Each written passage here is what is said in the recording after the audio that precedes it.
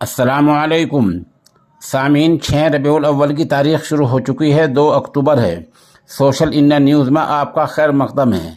ख़बर का उन्वान है, इंडोनेशिया खेल के मैदान में मरने वालों की तादाद 150 से भी ज़्यादा हो गई है।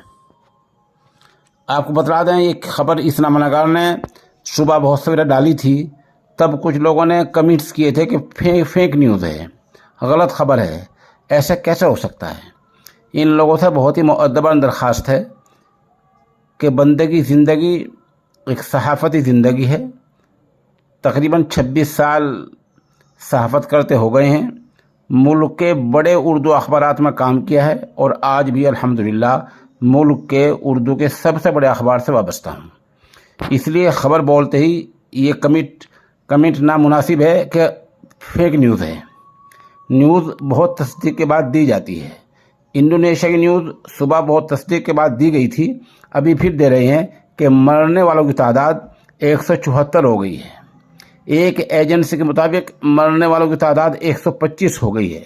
बहरहाल ये बड़ा हादसा हुआ है। वहाँ की पुलिस के मुताबिक कुछ लोग भगदड़ में मर गए हैं और कुछ लोग दम घुटने से मर गए हैं, ऐसा इंडोनेशिया की पुलिस ने बयान दिया है।